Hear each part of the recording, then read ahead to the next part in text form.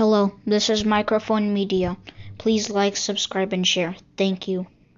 ሰላም ጤና ይስጥልኝ። እንደምን ዋላችሁ፣ እንደምን አደራችሁ። በመላው ዓለም ያላችሁ አድማጮቻችን ሰላም ለእናንተ ይሁን። ይህ ማይክሮፎን ሚዲያ ቁጥር 2 ነው። ለማይክሮፎን ሚዲያ ቁጥር 2 አዳዲስ የሆናችሁ ደግሞ እንኳን ደህና መጣችሁ እያልን የሁል ጊዜ አድማጮች የቤተሰባችን አካል ሆናችሁ እንድትቀጥሉ ሰብስክራይብ ያላደረጋችሁ ሰብስክራይብ አድርጉ፣ ላይክ እና ሼር በማድረግም አበረታቱ። ህዝብ መስማት አለበት። አድማጮች ህዝባችን በጣም እየኮራንበት ነው ያለነው። በጣም ብዙ ኢንፎርሜሽን ከውስጥ እየላካችሁልን ያላችሁ። ዛሬ ይዘንላችሁ የመጣ ነው ግን ጉድ የሚያስብል ነው። ጉድ ተአምር የሚያስብል ነው አድማጮች። ይሄ ማጋነን አይደለም። ዛሬ ተነግሮ ሊያልቅም አይችልም። በጣም የሚገርም ነገር ነው ይዘንላችሁ መጥተን ያለ ነው። ከ13 በላይ ትልልቅ ካምፓኒዎች የግላቸውን ፈጥረው ሀገሪቷን እንዴት እንደሚወሩ ያሉ እነዚህ 4 የኢትዮጵያ መከላከያ ሰራዊት አባሎች በአብይ አህመድ ከላይ ሆኖም እየተመሩ ጉድ ነው የምትሉ። ይሄ ዝም ብሎ አየር ላይ ያለ ድል የምንነግራቸው ያለ ነው። ይሄ ቢዝነስ ግሩፕ ብለው አደራጅተው ያሉት እና አብይ አህመድ እንዴት ከየት ወዴት እንደሄደ በደንብ በዝርዝር እንነግራቸዋለን። ግን የራሳቸው ዌብሳይትም አላቸው። ያመኑትን ብቻ ነው ጽፈን ያለ ነው። ያመኑትን በዌብሳይታቸው አምነው እነዚህ ቢዝነሶች እንዳሏቸው የሚያሳይ። ይሄ ቢዝነስ በቢሊዮኖች የሚቆጠር ነው። በመቶ ቢሊዮኖች፣ ሚሊዮን አይደለም ያለው፣ በመቶ ቢሊዮኖች የሚቆጠር የሚንቀሳቀስባቸው ነው። በዝርዝር ስትሰሙ ጉድ ትላላችሁ። ግን ከሁሉ በላይ ይህንን ጉድ፣ ይህንን ተአምር እነዚህ ደግሞ ኢትዮጵያ ብቻ አይደለም የሚሰሩት ያሉት አድማጮች፣ ቅርንጫፍ 3 የውጭ ሀገሮች ላይ ያላቸው የት እንደሆኑ እነሱ በዝርዝር እንነግራቸዋለን። ከኢትዮጵያ ውጪ አቡዳቢ ወይ ደግሞ ዩናይትድ አረብ ኤምሬትስ አለ። እንዴት ምን እንደሚያደርጉ እንነግራቸዋለን። ሻንግሃይ ቻይና ውስጥ አላቸው። ምን እንደሚሰራ እዛ እንነግራቸዋለን። ንብረቱ በሙሉ ከኢትዮጵያ እንዴት አድርጎ እንደሚያወጡት ያሉት እንነግራቸዋለን። ኡጋንዳ ዋና ከተማው ላይ ካምፓላ ቅርንጫፍ ዋና መስሪያ ቤታቸው እዛ አለ። እነዚህን 4 ጀነራሎች የምታዩዋቸው ያላችሁት እንዴት አድርገው እንደተደራጁ በአብይ አህመድ ምን እየሰሩ እንደሆነ እንነግራቸዋለን። እስከ መጨረሻ ከኛ ጋር ቆይታችሁ ስሙት። ላይክ አድርጋችሁ ግን ጀምሩት። በእውነት አገራችሁና ህዝባችሁ የምትወዱ ከሆነ ህዝባችን በረሃብ እያለቀ እነዚህ ሰዎች በቢሊዮኖች የሚቆጠር ምንም ነገር ሳያወጡበት እየዘረፉ እንዳለ ታያላችሁ። ይሄ ያልኩኝ እንግዲህ የኢትዮጵያ መከላከያ ሰራዊት ከአፍሪካ ቀንድ ካሉ አገሮች ውስጥ ትልቁ ባጀት ያለው ነው። አየር ኃይሉም እና ምድር ኃይሉ ሁሉንም ያለበት ማለት ነው። ከ3.7 ቢሊዮን የአሜሪካ ዶላር በዓመት ባጀት አለው። ይሄ ትልቁ የአፍሪካ ቀንድ ባጀት ነው ለመከላከያ ሰራዊት። ወደ ብር ቀይሮ ብትሉኝ ራፍሊ እንቀይሮ ብንባል 740 ቢሊዮን 700 ነው የምላችሁ ያለሁኝ ቢሊዮን ከ740 ቢሊዮን በላይ ባጀት ነው ያለው። ይህንን ሁሉ ግዢውም ሽያጩም ሁሉንም ነገር እንዴት እየተካሄደ እንዳለ ታዩታላችሁ። እንዴት እንደሚዘረፍ ያለውን በሙሉ ታያላችሁ። እነዚህ 13 ካምፓኒዎችም 12 ብለናላችሁ ነበር። 13 ካምፓኒዎችን እንዴት አድርገው እንደሚያንቀሳቅሷቸው፣ ማን እንደሚያንቀሳቅሰው፣ ማን እንደሚቆጣጠረው ይህንን በዝርዝር ወደ እናንተ እናመጣለን። ከኛ ጋር ቆዩ። አሁንም እስካሁን ላይክ ካላደረጋችሁ ግን እውነት ለመናገር ህዝባችሁና አገራችሁ አትወዱም። ዝም ብላችሁ ነው። ዝም ብሎ መቆዘምና ብትሉ ምንም ለውጥ አይኖረውም። ይህንን ህዝባችን አይቶ እንዲነሳ ነው የምንፈልገው። ይሄ የተረጋገጠ ነው። እልክላችኋለሁ፣ አሳያችኋለሁ። ይህንን ዌብሳይታቸውም የት እንደሆነ ነግራችኋለሁኝ። ሂዳችሁ ታዩታላችሁ። ቢዝነሳቸውን በተለይ አዲስ አበባ ያላችሁ ሂዳችሁ ማየት ትችላላችሁ። እያንዳንዳቸውን ሂዳችሁ ማየት ትችላላችሁ። ማረጋገጥ ትችላላችሁ። የ27 ዓመቱ እንዲህ ተደረገ ተዘረፈም እየተባለ የውሸት የሚነገር የነበረ ይሄ ግን የሚያዝ የሚጨበጥ ነገር ነው የምንነግራችሁ ያለ ነው። የሚታይ ያለ ጨረታ የሚሸጥበት የኢትዮጵያ መከላከያ ሰራዊት ሁሉን ነገር የሚገዛትን የነበረው እንግዲህ መከላከያ ሲገዛ በቢሊዮን የሚቆጠር ነው። ከድሮ ጀምሮ አጫርቶ ነው። የዓለም አቀፍ ጨረታና የሀገር ውስጥ ጨረታ አውጥቶ አጫርቶ ነበር የሚገዛው። አሁን ግን ይሄ ሁሉ ቀርተዋል። እነዚህ ሰዎች ነው የሚጫወቱበት ያሉት። ምንድን ነው የሚደረገው? በዝርዝር እንሂድ። እነማን ናቸው እነሱ? መጀመሪያ ልንገራችሁ። እንግዲህ እነዚህ ሰዎች የምታዩዋቸው ያላችሁትን ምናልባት የማታውቋቸው ካለ በየ ነው እንጂ ሁላችሁ ታውቋቸዋላችሁ ብዬ ተስፋ አደርጋለሁ። ዋናው ትልቁ ማነው የመሪ ብያቸዋለሁ። ያደራጃቸው አብይ አህመድ ነው። የአብይ አህመድ ፎቶግራፍ እዚህ አላደረግንም።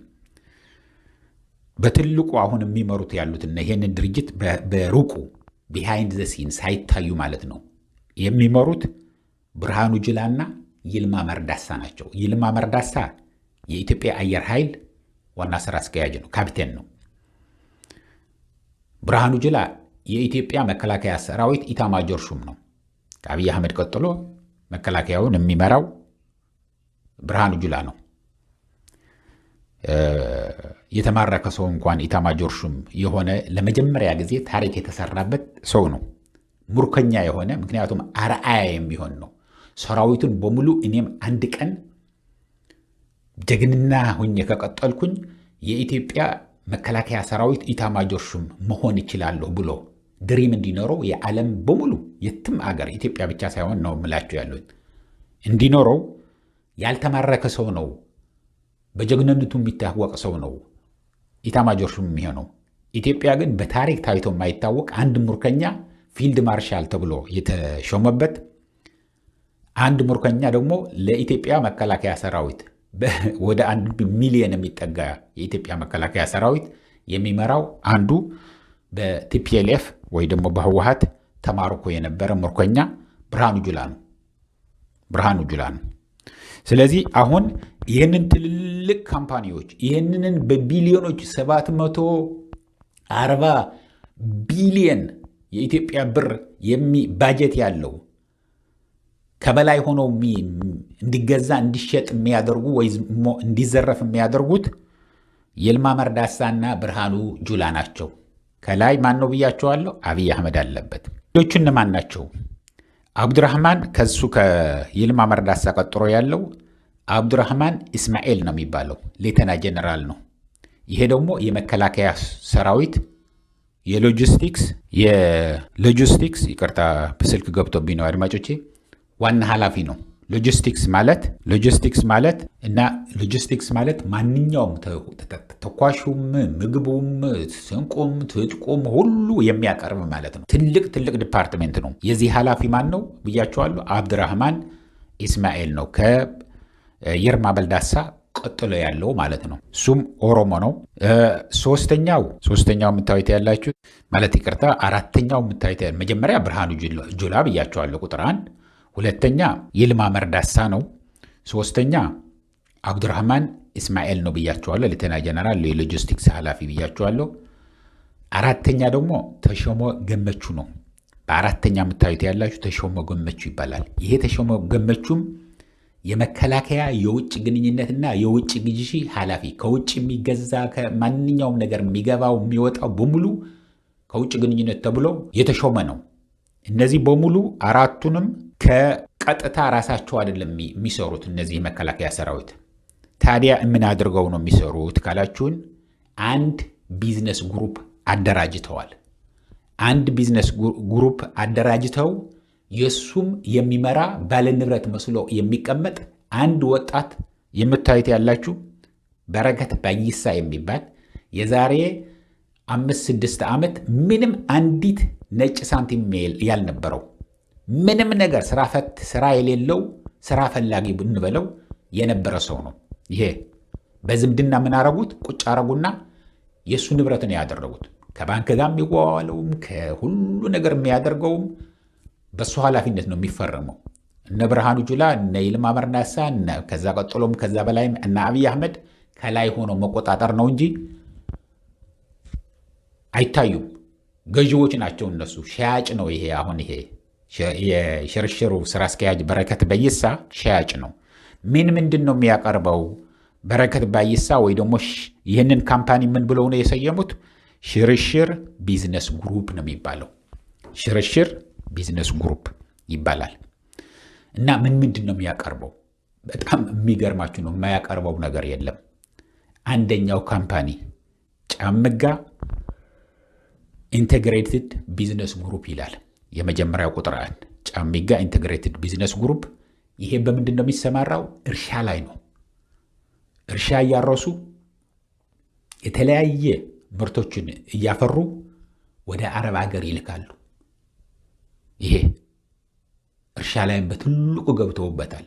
በመቶዎች ቢሊዮን ብያቸዋለሁ የሚቆጠር ነው ንብረት የሚያንቀሳቅሱት ያሉት። ስለዚህ ቁጥር አንዱ እርሻ እና የእርሻ ውጤቶችን እያመረተ ወደ አረብ ሀገርና ወደ ሌሎቹም የሚልክ ነው። ሁለተኛው ቶሎ እያልኩ ነው የምነግራችሁ አድማጮቼ። ሁለተኛው ደግሞ ቢሾፍቱ ቫሊ ፉድ ኮምፕሌክስ ነው የሚባለው። ይሄ ቢሾፍቱ ውስጥ የሚገኝ ነው ወይ ደብረ ዘይት ውስጥ የሚገኝ። ድሮ ደብረ ዘይት ይባል የነበረው የኢትዮጵያ አየር ኃይል ያለበት አሁን ቢሾፍቱ ነው የሚባለው። እዛ ትልቅ ኮምፕሌክስ ሰርተው ትልቅ ፋብሪካ ሰርተው ማለት ነው ምግብ ያቀነባብራሉ። ምን አይነት ምግብ ነው የሚያቀነባብሩት? ለማን ነው? ለኢትዮጵያ መከላከያ ሰራዊት ነው። ስጋው የበሬ ነው የምንድን ነው እዚህ ዝርዝር አልገባላችሁም። ብዙ ነገር የሰማነው ነገር አለ። በጣም ብዙ የሚዘገንን ነገር እንሰማለን። ግን እዛ ቢሾፍቱ ቫሊ ፉድ ኮምፕሌክስ በሙሉ ይሄ የታሸገ ምግብ ለኢትዮጵያ መከላከያ ሰራዊት የሚመገበውን የሚያቀነባብረው እና ለመከላከያ ሰራዊት ሳፕላይ የሚያደርገው ይሄ ሽርሽር ቢዝነስ ግሩፕ ነው። ዋና ማዘር ካምፓኒው ሽርሽር ቢዝነስ ግሩፕ ነው የሚባለው። ግን ከሱ ስር ይሄ ምንድን ነው? ቢሾፍቱ ፉድ ኮምፕሌክስ፣ ቢሾፍቱ ቫሊ ፉድ ኮምፕሌክስ ነው። ስለዚህ ያ ሁሉ የታሸገ በቆርቆሮ ውስጥ የታሽጎ ያለው ምግብ የተለያየ የምግብ አይነቶች አሽገው ምግብ ሲባል የሚታሸገው ስጋ ነው። ግን ስጋው ብዙ የሰማነው አለ። እኔ እዚህ ሁኜ እውነት ለመናገር ይሄ ነው እንዲህ ነው ይሄ ማለት አልፈለኩም እንጂ ብዙ ነገር ልከውልናል። ስለዚህ በቢሊዮኖች የሚቆጠር ያለምንም ጨረታ ለኢትዮጵያ መከላከያ ሰራዊት ከነሱ አልፎ እንዳውም እነዚህ ሀራ መሬት የሚባሉት እዛ ትግራይ ውስጥ ያሉትን አፋር ውስጥ ምናምን ሂደው ሸሽተው ያሉትን የሚቀልቧቸው ይሄንን ነው። እና ማን ነው የሚያመርተው? ይህንን ካምፓኒ የነማን ነው? የአብይ አህመድ ማስታወስ አለብኝ በሄድንበት ቁጥር አብይ አህመድ የሚመራው ከበላይ ሆኖ የብርሃኑ ጁላ የይልማ መርዳሳና የሁለቱ እነዚህ የምታዩቸው ያለችው ሌሎች ጀነራሎች። ሶስተኛ ቶሎ ያልኩን ልሂድላችሁ። ንስር የመኪና ፋብሪካ። ንስር መኪና ፋብሪካም አላቸው።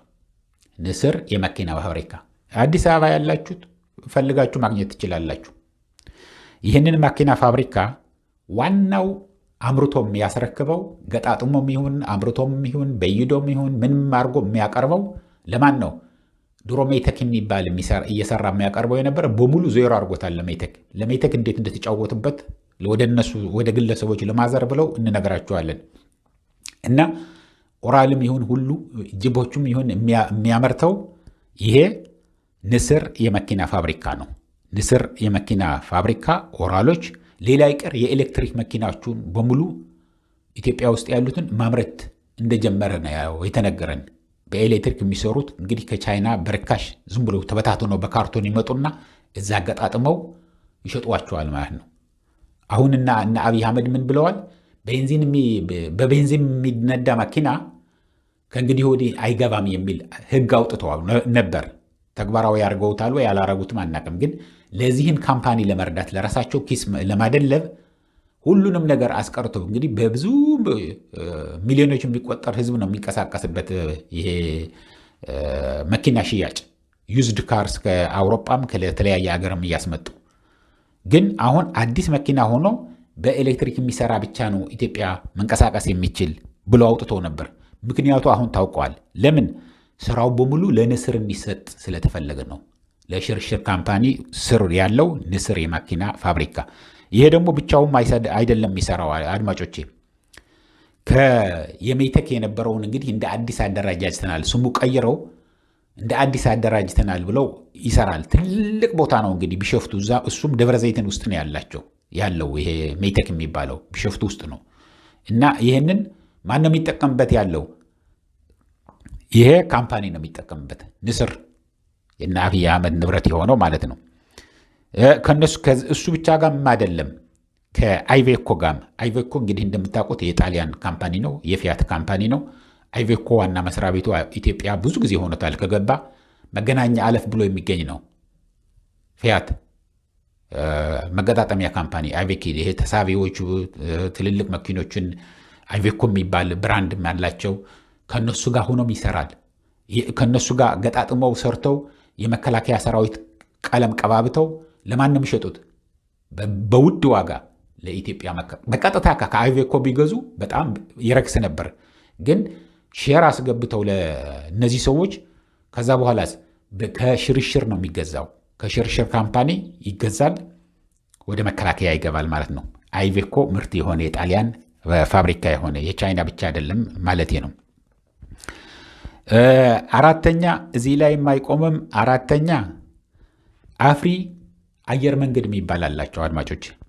አፍሪ አየር መንገድ ወይ ደግሞ አፍሪ አቪዬሽን የሚባለው ለእነዚህ ባለስልጣኖች እና የክልል አመራሮች እና አሁን ሽመልስ አብዲሳ በመኪና ይሄዱ ስለሚፈሩ ከአንድ ከተማ ከአዲስ አበባ ወጣ ብሎ ሌላ የኦሮሚያ ከተማ ለመሄድ ከፈለገ በዚህ በአፍሪ አቪዬሽን ውስጥ ተሳፍሮ ነው የሚሄደው። ሐዋሳም ለመሄድ አሳላም ለመሄድ ሻሸመኔም ለመሄድ የተለያየ ቦታዎችን ለመሄድ በዛ ነው የሚሄዱት። የኢትዮጵያ መከላከያ ሰራዊት ጀነራሎቹንም ሁሉንም የሚንቀሳቀሱት በዚህ ወይ ሄሊኮፕተር ወይ ትንንሽ አውሮፕላን ተከራይተው ነው የሚሄዱት። የሚያከራያቸውስ ማን ነው? ወደ እነሱ ነው የሚገባ ያለው ገንዘቡ። ስለዚህ አፍሪ አየር መንገድ እንዳውም አሳድገን ሙሉ ራሱ የቻለ ትልቅ የኢትዮጵያ አየር መንገድን የሚወዳደር አየር መንገድ እንሰራለን እያሉ ነው ያሉት። ስለዚህ ይህንን ካምፓኒ ማን ይሉታል?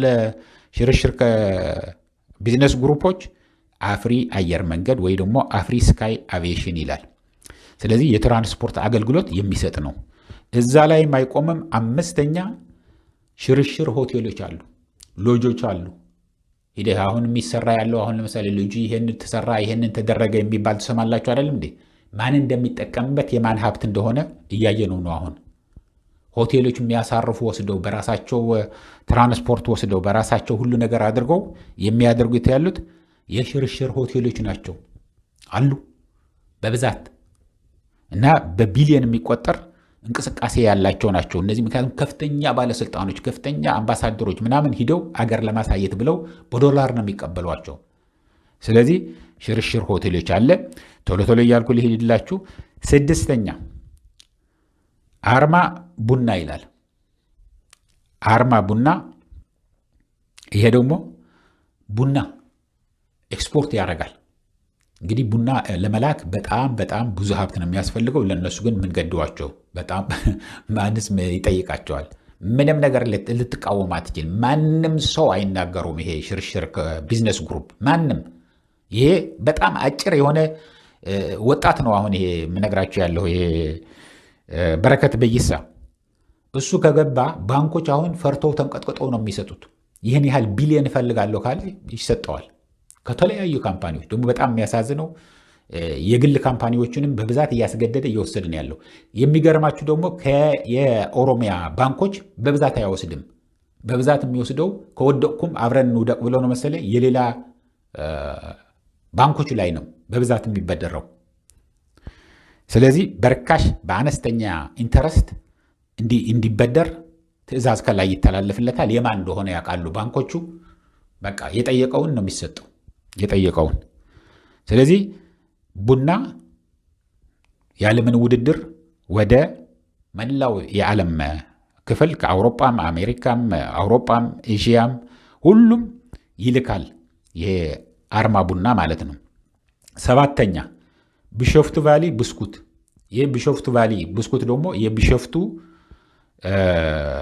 ፉድ ኮምፕሌክስ እንደሱ አይነት ነው። አብሮ ያለ ጎን ለጎን ያለ ነው አሉ። ይሄ ደግሞ ምንድን ነው የሚያመርተው? ኮሾሮ ነው። ታስታውሳላችሁ? ይሄ ደረቅ ጠንከር ያለ እንወደው ነበር። ቃሊቲ ውስጥ ነበር። ቃሊቲ ፉድ ኮምፕሌክስ ነበር የሚያመርተው። ቃሊቲ አዲስ አበባ የምታውቁት ከሆነ ይህንን በድሮ በደርግ ጊዜ ጀምሮ ቃሊቲ ፉድ ኮምፕሌክስ ይመረት የነበረውን ብስኩት ይሄ ኮሾሮ እያልን የምንበላ የነበረው ከሻይ ጋር በጣም ይጣፍጣል፣ ስኳር ስላለው ማለት ነው። አሁን የሚያመርተው ማን ነው? ይሄ ቢሾፍቱ ቫሊ ብስኩት ነው። ያለምንም ጨረታ ያለምንም በቃ አንዷ በፈለገው ዋጋ ይሸጣላቸዋል። ምክንያቱም ወደ ራሳቸው ኪስ ነው የሚገባው።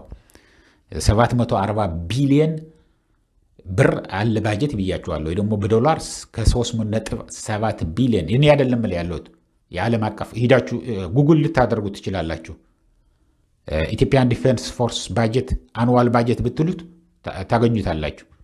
እኔ አይደለም ላይ ያለሁት ይሄንን። ስለዚህ ይሄንን እዛው ነው ራሳቸው አምርቶ ማነሱ የሚያደርጉት። ስምንተኛ ደርሰናል። አይዟችሁ በሰፊው እንመጣበት አለን ሌላ ጊዜ። ግን ለዛሬ አጠር አድርገን ማመጣላችሁ። ምክንያቱም ብዙ ጉድ አለ፣ ብዙ እየተላከ ነው። ጀግኖች ሆናችኋል። ህዝቤ በርቱ፣ ልሳን ሆኖ ለህዝባችሁ ሐቅነቱ። በተለይ ደግሞ እንደዚህ እስከነ ዶኩሜንቱ እስከነ ምናምኑ አርጋችሁ የምትልኩልን ያላችሁ በጣም ነው የምናደንቃችሁ። ምክንያቱም ለህዝባችሁ ልሳን እየሆናችሁ ነው። ህዝብ ተነቅሎ እየተባረረ ዳቦ አሮበት፣ ሰው በባዶ ሆዱ ቤት አሮበት፣ አስተማሪዎች ተደብቀው ገብተው በሚያስተምሩበት ትምህርት ቤት ዴስክ ላይ ተኝተው እያደሩ፣ እነዚህ ግን ምን እንደሚያደርጉ ያሉ በጣት የሚቆጠሩ 4-5 እንኳን አንድ እጅ እንኳን አይመሉም። 5 እንኳን አይመሉም። ከፍተኛ ኪሳቸውን የሚያደልቡት ማለት ነው። ይሄ በረከት በይሳ ተንደላቅቆ የኖረ ነው። ግን አደ ኢንደፍ ዘዳይ እሱ ይኖረዋል ወይ ሀብቱ? እሱ በኋላ የምናየው ነው የሚሆነው። ለዛ ያደርሰን። ምን ያህል ጊዜ ሲቆያሉ እንደማይቆዩ ስላወቁም ነው መሰለኝ። አንድ ቀን ተፈለግለን እንጠፋለን ስላሉ ነው መሰለኝ። በ3 የዓለም ሀገሮች ኡጋንዳ ውስጥ፣ ሻንግሃይ ቻይና ውስጥ፣ አቡዳቢ ዩናይትድ አረብ ኤምሬት ውስጥ ቅርንጫፍ ከፍተው ያሉት ዋና ገንዘብ ማጠራቀሚያቸው ውጭ ነው። ቤቶች የሚገዙት ያሉት እዛ ቻይናም ኤዥያ ዩናይትድ አረብ ኤምሬትስም ነው የሚገዛ ያለው። ስለዚህ 8ኛ ሴኩሪቲ ካምፓኒ ነው። ይሄ የአይቲ ሰርቪስ የኢንፎርሜሽን ቴክኖሎጂ ሰርቪስ የሚሰጥ ካምፓኒ ነው። የጥበቃ አገልግሎትም ይሰጣሉ። የሚገርማችሁ ብዙ በግል የተደራጁ የመከላከያ ሰራዊት ኖረው አካላቸው ምናምን ስለጎደለ በቦርድ የተባረሩ ምናምን ተደራጅተው አነስተኛና ጠቃቀን ውስጥ ተደራጅተው ሴኩሪቲዎችን እያጣሩ ለካምፓኒዎች፣ ለባንኮች፣ ለምናምን ይሰጡ ነበር። አሁን ግን ይሄ ሁሉ አጠቃልለው በኢንፎርሜሽን ቴክኖሎጂም በግለሰቦችም ሌላ ይቀር ለቦዲጋርድ ራሳቸውን የሚጠብቃቸውን ሳይቀር እያሰለጠነ እንደዚህ ከሪፐብሊካን ጋርድ ከሚባሉትን እየመደበ ሚሊዮኖች ገንዘብ የሚያስከፍል ድርጅት ነው። ምክንያቱም ለመንግስት ድርጅት ነው አቢል የሚያደርገው። ለመንግስት ድርጅት ያው ከፌዴራል ወደ ኪሳቸው እንዲገባ ነው የሚያደርጉት ያሉት። የኢትዮጵያ መከላከያ ሰራዊት ብቻ አይደለም፣ የኢትዮጵያ መንግስትም ራሱ አብይ አህመድ ስር ውስጥ ያለው ከፍተኛ የሆነ ገንዘብ ይከፍላል ለዚህ ለሽርሽር ቢዝነስ ግሩፕ። ስለዚህ የሴኩሪቲ አገልግሎት ይሰጣሉ።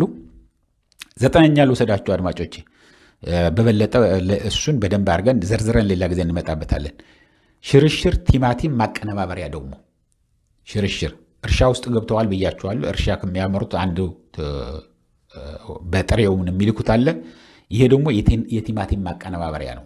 የአላሙዲ ምናምን የነበሩትን በሙሉ አሁን እነሱ አጠቃለው ወስደዋቸዋል። የአላሙዲ ንብረትን በሙሉ ቀምተውታል እያልኩ አይደለም።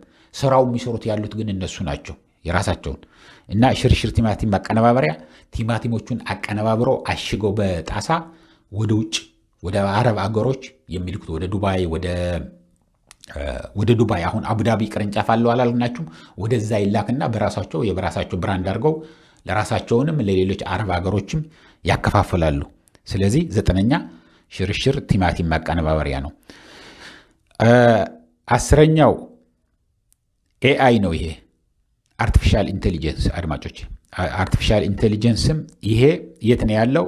አብሮ ከዱባይ ጋር አብሮ የሚሰሩ ናቸው። እነዚህ ዋና ኢንቨስትመንቱ ዋና መስሪያ ቤቱ አቡዳቢ ውስጥ ነው። አቡዳቢ ማለት ለማታውቁት የዩናይትድ አረብ ኤምሬቶች ደግሞ በተለምዶ ዱባይ የምንለውን ዋና ከተማቸው አቡዳቢ ነው። እዛ የአብይ አህመድ ትልልቅ በሙሉ ጀነራሎችን ቤት የገዙት እዛ አቡዳቢ ውስጥ ነው። የአብይ አህመድም ትልልቅ ቤቶች የገዛው ከአንድም 2 ገዝተዋል ተብለዋል። እዛ አቡዳቢው ነው። በጣም በሰፊው ይዘውታል ያሉ እና የአርቲፊሻል ኢንቴሊጀንስ ከአረቦቹ የዱባይ ሰዎች ጋር አብረው ጆይንት ቬንቸር ሰርተው የሚፈበርኩበት ነው። ዋናው ግን ንብረት የሚያሸሹበት ነው ያሉን። ከኢትዮጵያ ወርቅም ይሁን ዶላርም ይሁን የሁሉ የሚደራጀው የሚወሰደው አንዱ ትልቁ ገንዘብ የሚላከበት ወደ አቡዳቢ ሚንስ ነው። ምክንያቱም ካምፓኒ እዛ ስላላቸው ማንም አይጠይቃቸውም። ትራንስፈር ማድረግ ነው ገንዘባቸው። 11ኛ ልውሰዳችሁ። 11ኛ ደግሞ አርማ ሻንግሃይ ኢምፖርት ኤክስፖርት ነው የሚለው። ይሄ ሻንግሃይ ቻይና ውስጥ ያለ ነው። ከቻይኖቹ ጋር ጆይንት ቬንቸር ሆኖ የሚሰሩበት ነው። ይሄ ደግሞ ይሄም በማን ስር ነው? በሽርሽር ቢዝነስ ግሩፕ ውስጥ ያለ ነው። ትልቁ ሼር የነሱ የሽርሽር ቢዝነስ ግሩፕ ነው። የነሱን ስም ተጠቅመው በብዛት ግን ኢምፖርት ኤክስፖርት የሚሰሩት ቻይናዎቹ ናቸው። ግን የነሱ እኩል የሆነ ማነሱሙ የትርፍ ክፍፍል ያደርጋሉ።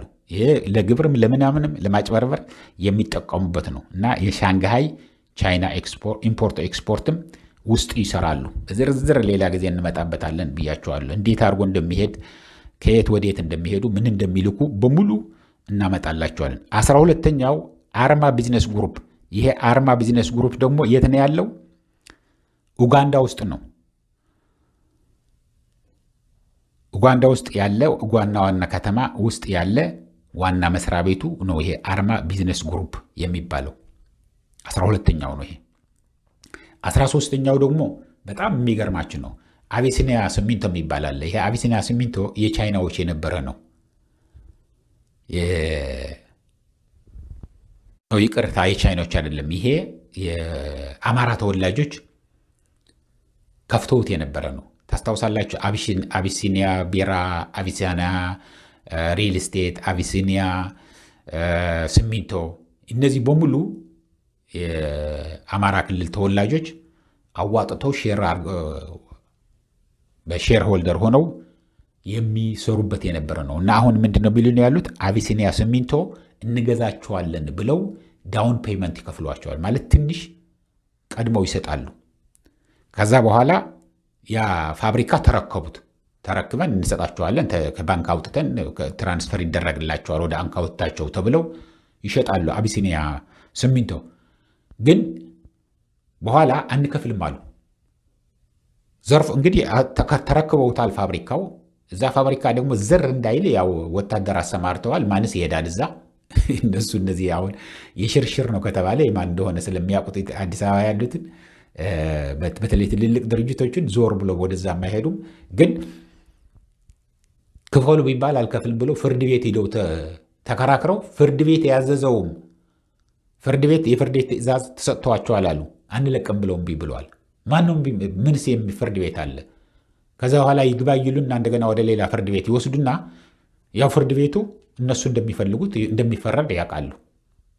አንወጣም ብለው ግን በጣም ትንሽ ገንዘብ ነው የከፈሉት አሉ። በጣም ትንሽ 1% አይሆንም ከተስማሙት ዋጋ።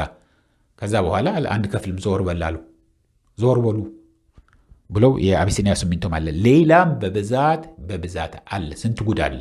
ይህ ሁሉም የሚካሄድ ያለው ምን ያህል በቢሊየን የሚቆጠር የ740 ቢሊዮኑን የኢትዮጵያ መከላከያ ሰራዊት ባጀት የሚገዛው ከውጭ የሚላከው ምናምን ሳይሆን ከሀብታም ነጋዴዎች። ይህ በዝርዝር እንመጣላቸዋለን። የአዲስ አበባ ያሉትን አሁን ለምሳሌ ነጋዴዎች ለኦሮሞዎች ከላይ ሆኖ ይህን ያህል ሚሊዮን አስገቡ የሚለው ብሎ የሚያስገድዳቸው ሽመልስ አብዲሳ ነው።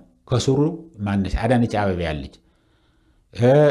ለአማራ ክልል ነጋዴዎች አዲስ አበባ ውስጥ ያሉት ማነሱ ተመስገን ጥሩነህ ነው። ተመስገን ጥሩነህ በላይ ሆኖ ከሱ ስር ደግሞ ከታች ያሉ ነጋዴዎች በሙሉ የብልጽግና አባል ናቸው ተብለው ተገደው ማነሱ ተደርገዋል አሉ። ሳይጮህ ሳይነገር በዝርዝር ብቻ መጣበታለሁ ወደዚህ። የሌሎች በሙሉ የክልሎቹን ማን እንደሆነ እነግራችኋለን በዝርዝር። ይህንን ግን ለሰው እንዲደርስ ሁላችሁም ላይ ካላደረጋችሁ በእውነት አዝንባችኋለሁ። ለምን? ለህዝባችን ልሳን ለመሆን ስንት ነገር አይተው ነው ልከውልን ያሉት። ይህንን ነገር ስንት ህይወታቸውን ሪስክ አድርገው ነው በዝርዝር አንድ ጊዜ ከላኩልን። ግን ራሳችን ያመንበትን ዌብሳይታቸው ሰርች አድርገን እንዴት እንደሆነ ታሪካቸው አይተን የሚበደሩበት ያሉ ባንኮቹንም ደውለን ጠይቀን አጣርተን ነው ወደ እናንተ አምጥተ ነው ያለ ነው። ስለዚህ ይሄ ተጣራ ዜና ህዝባችን መስማት አለበት፣ ጉዱ ማወቅ አለበት። አብይ አህመድ እንዴት አይነት ሰው እንደሆነ ከስሩ ያሉትን 4 የኦሮሞ ጀነራሎች ይዞ አንድ ሰው እንኳን ከአንድ ጀነራል እንኳን ከሌላ ብሔር አላስገባም። አንድ ሁሉንም እነዚህ አምስቱን የምታያቸው ያላችሁ ከስራ አስኪያጁ ጭምር የኦሮሞ ተወላጆች ናቸው። በእነዚህ ስም ታዲያ ወደ 45 ሚሊዮን 50 ሚሊዮን ነው የሚባለው የኦሮሞ ህዝብ ጥፋተኛ እንዳታደርጉት። የኦሮሞ ህዝብ እንደ አሁኑ መጥፎ ጊዜ ደርሶት አያውቅም።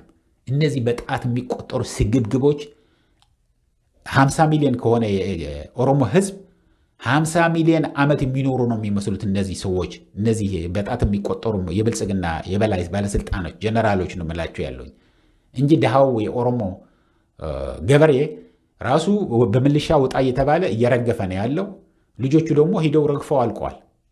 ትልቁ ወጣት ተገዶም ይሁን ወዶም የሚሄድ ያለው ወደ ግንባር እኮ የኦሮሞና የደቡብ ነው።